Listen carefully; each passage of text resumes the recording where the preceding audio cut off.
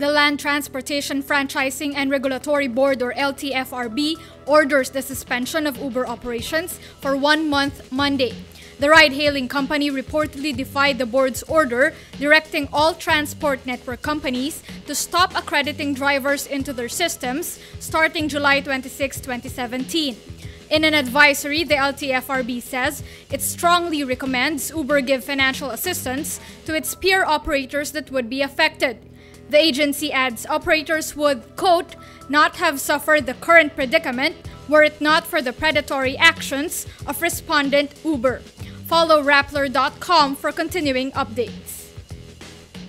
The Volunteers Against Crime and Corruption, or VACC, sends a letter to the National Bureau of Investigation, or NBI, asking for certified copies of documents on the alleged unexplained wealth of Commission on Elections Chairman Andy Bautista. The VACC will use these documents in the case build-up for his impeachment.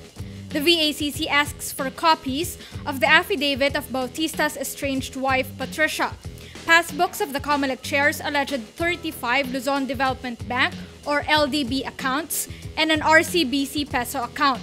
The VACC also says it will request copies of Bautista's Statement of Assets, Liabilities, and Net Worth, or SALN, from the Office of the Ombudsman. Patricia earlier made a sensational expose of documents alleging her husband amassed nearly 1 billion pesos worth of bank assets, much more than the declared 173 million pesos in his 2016 SALN.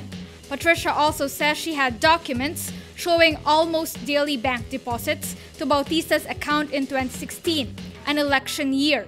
Justice Secretary Vitaliano Aguirre authorized the NBI to investigate Patricia's claims against her husband.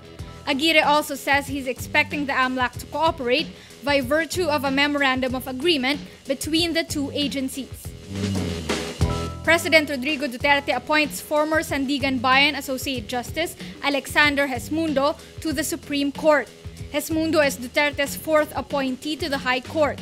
He replaces retired Justice Jose Mendoza, who is reportedly considered for a spot at the Judicial and Bar Council. Gesmundo was the chairperson of the Anti-Graft Court's 7th Division.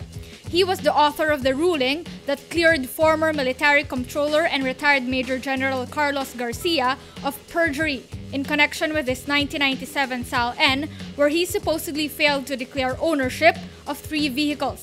Gesmundo obtained his law degree from the Ateneo de Manila School of Law in 1984 and passed the bar the same year.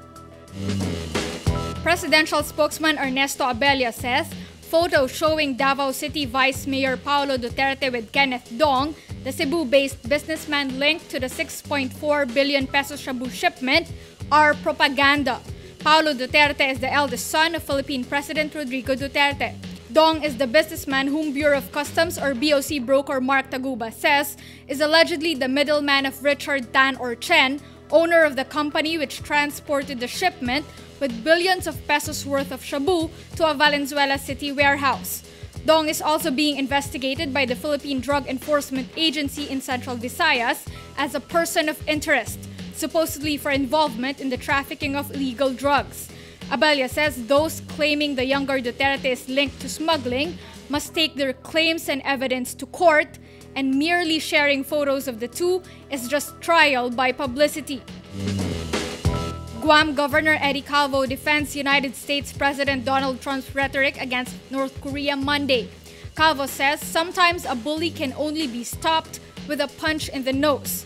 Pyongyang earlier announced plans to launch missiles toward Guam in a crucial warning.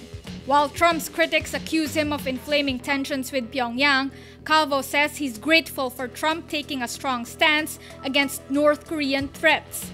Calvo says, quote, Kim Jong-un is a bully with some very strong weapons. A bully has to be countered very strongly. A 2-month-old panda, the first cub born at Tokyo's Ueno Zoo after 5 years, is growing well and has become fluffy. Footage of the baby panda shows the still unnamed cub being weighed and measured by keepers at the zoo, and napping, crawling, and playing with her mother, Shin Shin. The zoo invited the public to suggest names for the cub and received around 250,000 submissions. The panda's name will be announced in September.